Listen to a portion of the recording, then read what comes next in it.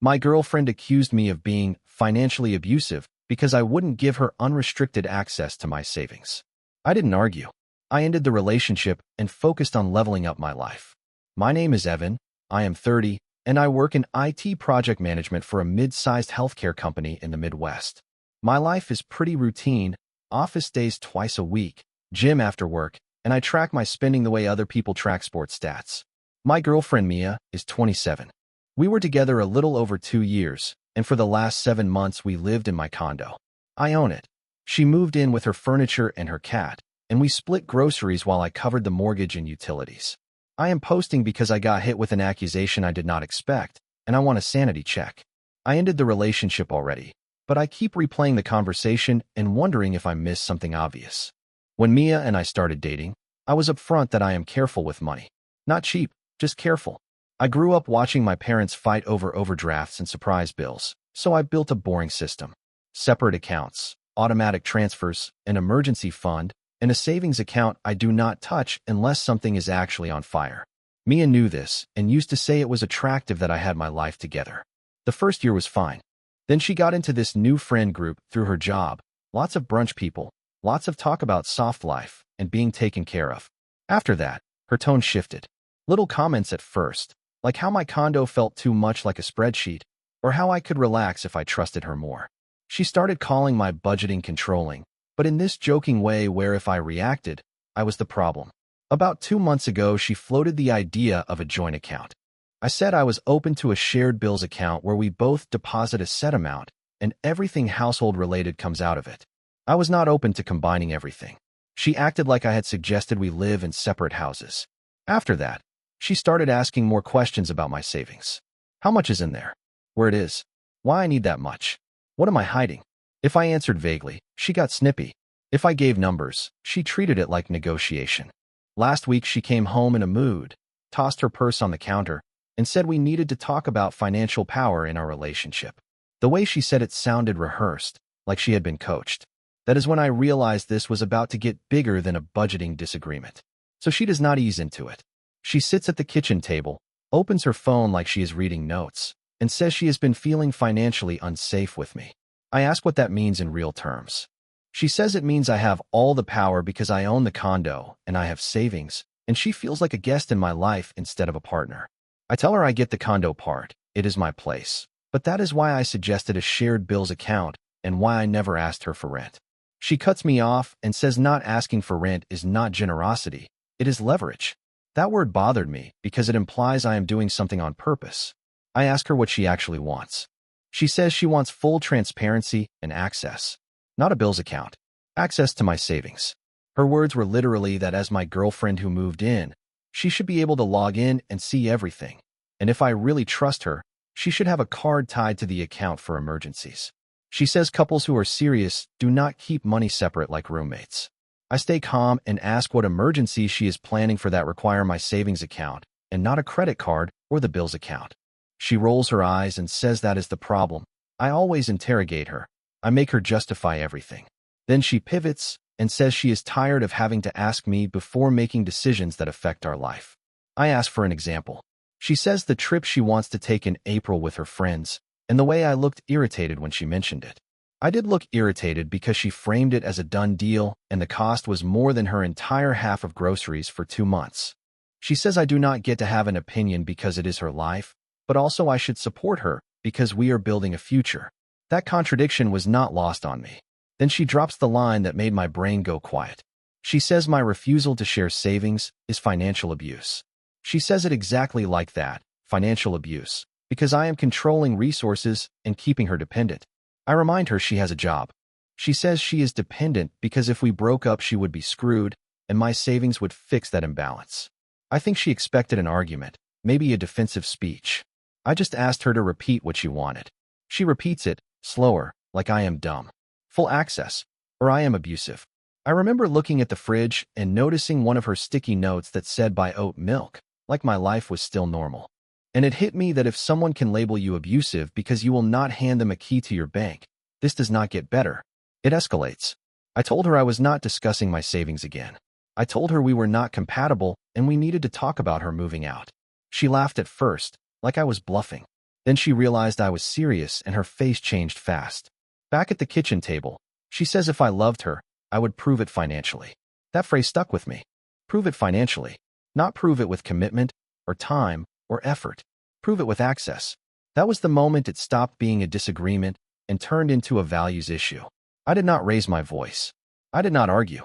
I told her we were done and that I needed her to pack a bag and leave that night. She blinked at me like she misheard. Then she said I could not just kick her out. I told her I was not putting her on the street. She has her sister 20 minutes away and 2 close friends in the city. I said she could stay with one of them temporarily while we handled logistics. But she was not sleeping in my condo after calling me abusive to leverage my bank account. She accused me of being dramatic. I explained calmly that when someone frames you as abusive, you do not continue cohabitating. That is not safe for either person. If she genuinely believed I was financially abusive, she should not want to stay. And if she did not believe it and only used the word to pressure me, that was manipulative. Either option meant we were done. She started crying, but there were no tears at first. It was the loud, frustrated kind of crying. She said I was trying to intimidate her with my property ownership again. I told her this was about boundaries. I will not live with someone who weaponizes therapy language to get unrestricted access to my savings. I walked to the bedroom, grabbed one of my duffel bags, and set it on the bed for her. I stayed in the doorway. I did not touch her things. I did not throw anything. I just repeated that she needed to pack essentials for a few days and call her sister. She tried one last pivot. She said fine. She did not need access. She just wanted reassurance. I told her reassurance does not come with login credentials. Trust does not require shared passwords. When she realized I was not backing down, her tone shifted again. Colder this time. She said I would regret humiliating her like this. I told her there was no humiliation involved. We had a disagreement about money and values, and I chose to end the relationship immediately instead of letting it drag. She packed in silence for about 15 minutes. I carried the bag to her car. I did not slam doors. I did not lecture her. I told her I would text her within the week with a written 30-day move-out plan for the rest of her belongings. When she drove away, I felt steady, not angry, not triumphant, just clear. If someone needs access to your savings to feel loved, that is not partnership. That is a transaction. And I am not interested in financing someone's sense of security at the cost of my own. The next morning, I did not unblock her number. I had not blocked it in the first place. I wanted a clean written record of everything. When you own property and someone has been living there, even if they are not on the deed, you handle it correctly. Emotion does not override basic process. She texted around 9. First it was that she could not believe I embarrassed her. Then it was that she had only said abusive because she was hurt. Then it was that I was heartless for not even trying to work through it. The narrative shifted 3 times in 10 minutes. I responded once. I said the relationship is over. I will send you a written 30-day notice to collect your belongings. Please coordinate pickup times in advance. She called me cold. I did not engage. I spent my lunch break drafting a simple written notice. Nothing aggressive. Just a clear timeline, access windows for her to retrieve furniture, and confirmation that I would return her security deposit for utilities, which was basically 1 month of her half of bills. I did not have to return anything legally, but I wanted 0 gray areas. By that evening, she had moved from anger to negotiation. She said she did not really need access to my savings. She just wanted to feel included. She said couples share everything. I replied that couples share values first. Ours clearly did not align.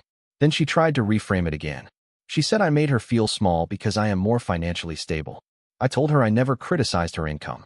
I only refused to co-sign a car and refused to hand over my savings login. Those are not attacks. Those are boundaries. She asked if I was really throwing away 2 years over one argument. That question bothered me because it ignores what the argument was actually about. It was not about a number in a bank account. It was about entitlement to something I built before she entered my life. Over the next few days, I focused on logistics. I scheduled time off for the day she would move the larger items. I contacted my HOA to confirm there were no issues with a moving truck. I even called a local locksmith to change the locks after her final pickup, not because I thought she would break in, but because I do not leave loose ends. Friends asked what happened. I gave them the short version. She accused me of financial abuse because I would not give her unrestricted access to my savings. I ended it immediately.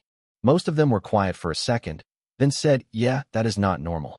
What I did not expect was what she would do next. 2 days before her scheduled move out, She posted something vague online about surviving financial control and reclaiming power.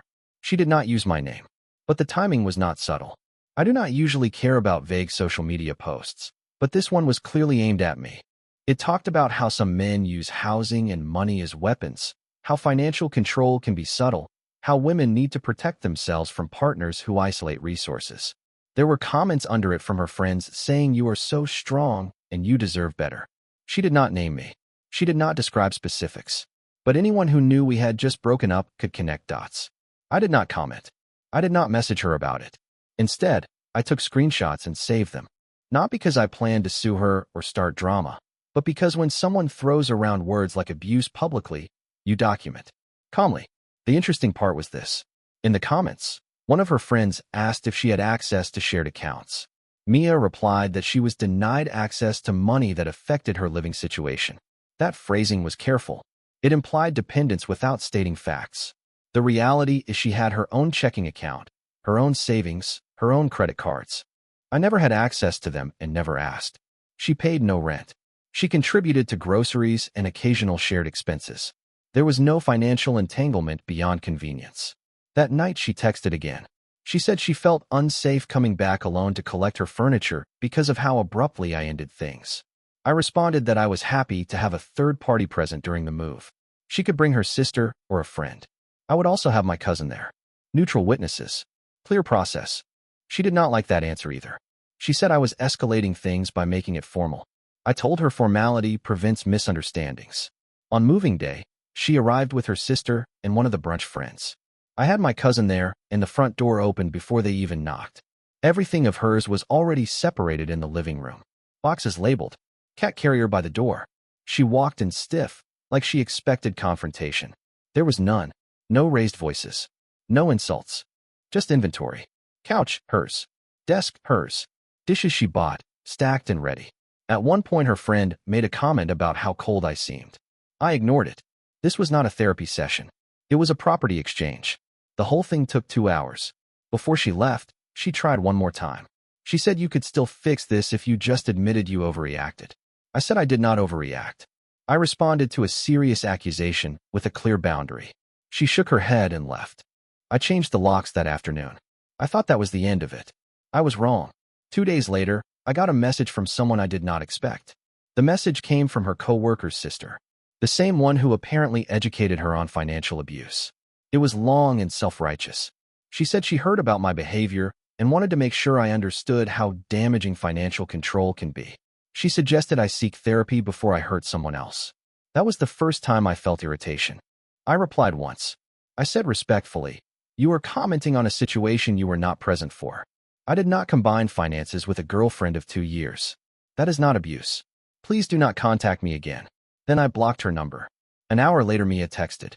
She said I had no right to respond to her friend like that. I told her I have every right to respond to someone accusing me of abusive behavior. She said I was making things bigger than they were. That sentence almost made me laugh. Bigger than they were. She publicly framed me as financially abusive, involved third parties, and then acted surprised that I treated it seriously. I told her this would be my last message. I said I hope you find someone whose financial philosophy aligns with yours. I do not accept the label you tried to place on me. I will not debate this further. She responded with a paragraph about how I am emotionally unavailable and obsessed with control. I did not read it twice. I blocked her. Not in anger. In finality. Blocking her was not about punishing her. It was about ending the feedback loop. When someone reframes boundaries as abuse and recruits others to reinforce that narrative, you do not keep the channel open. After I blocked her, something interesting happened. Silence. No more accusations. No more tone shifts. No more attempts to renegotiate reality. Just quiet. I expected to feel dramatic or heartbroken. Instead, I felt focused. I spent that weekend doing something I had postponed for months. I sat down and reviewed my entire financial plan. Not defensively, not to prove anything, just because I could. I increased my emergency fund target. I adjusted my investment contributions. I set a new goal to pay off the condo 5 years early. For the first time since that kitchen conversation, the word abusive stopped echoing in my head. It had lost its power. If protecting what you built before a relationship is abuse, then the definition is broken. But here's where it gets strange. About 3 weeks after blocking her, I ran into her somewhere I did not expect. In the conversation, we had made it clear this was never just about access to my savings. A few weeks after blocking her, I ran into Mia at a grocery store near my gym. Different neighborhood from my condo. It did not feel accidental. She looked polished and calm. Said she had moved in with a friend and finally felt equal. That word again. I kept it brief. She said I overreacted because I was afraid of commitment. I told her I am not afraid of commitment. I am not willing to be pressured. She reframed it as transparency. I clarified that transparency does not require shared access. She did not want visibility. She wanted influence. Then she said something that explained everything. She said it is hard dating someone who has more and never lets you touch it, like you are outside their real life. That was the core issue. My savings represented stability and options. She wanted proximity to that security, not just a relationship with me. I told her anything I built before her stays separate unless there is a legal structure protecting both sides. Marriage or nothing. She laughed and said I would struggle to find someone okay with that. I put my headphones back on and walked away. She did not look embarrassed. She looked certain. That told me this was not miscommunication. It was a fundamental mismatch in values. And what happened next confirmed I made the right call, ending it immediately. About a week after that grocery store run-in, a mutual friend reached out. Not aggressively, just curious. He said Mia had been telling people I ended things because she asked for basic financial partnership. That wording was deliberate. I did not defend myself publicly. I gave him the factual version. She wanted unrestricted access to my savings. I declined. She called it financial abuse. I ended the relationship the same night. He was quiet for a second, then said, "Yeah, that is not the same story she is telling." That confirmed what I suspected. The narrative had been softened. Access became transparency. Accusation became concern. Entitlement became vulnerability. I did not try to correct it beyond that conversation. Anyone who knows me knows I am structured and careful. I have never controlled someone's income or restricted their spending. I just do not merge assets casually. Instead of reacting, I redirected my focus. I refinanced my mortgage to a better rate. I increased my investment contributions again. I started a certification program I had been postponing because it required weekend time. My schedule filled up fast. The interesting thing is this. When you remove someone who constantly questions your boundaries, your mental bandwidth expands. There was no tension at home. No subtle digs about being rigid. No commentary about how I should loosen up. A month after the breakup, the condo felt lighter. Not quieter, just stable. Then she tried one last angle. She sent an email from a new address since I had blocked her number. It was short. She said she missed me and had been reflecting. She said she realized she came on too strong and only wanted reassurance, not access. 3 weeks earlier, she told me I was financially abusive. I did not respond. I deleted the email and blocked that address too. Closure does not require conversation. It requires consistency. And that is what I chose. A couple months after the breakup, I stepped back and reviewed everything. Logically, it was simple. She wanted unrestricted access to my savings. I declined. She labeled it financial abuse. I ended it immediately.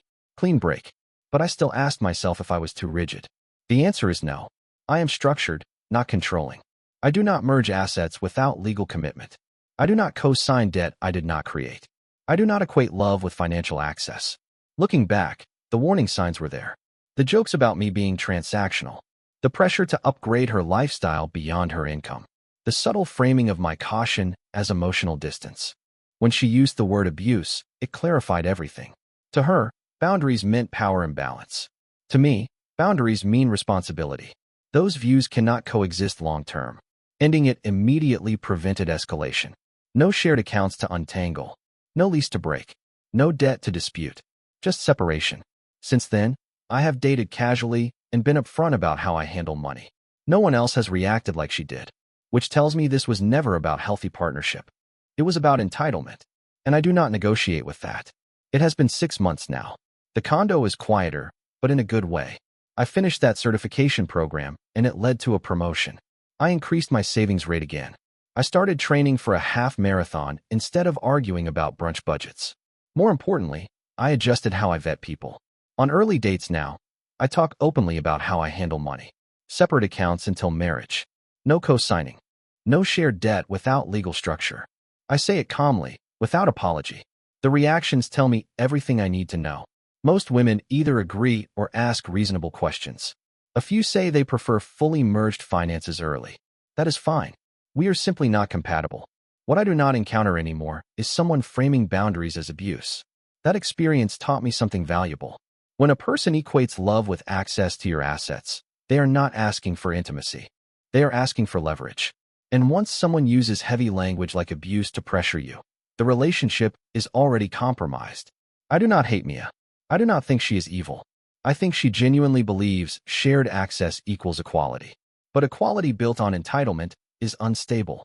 Ending it the same night was the right move. No drawn-out arguments. No financial entanglement.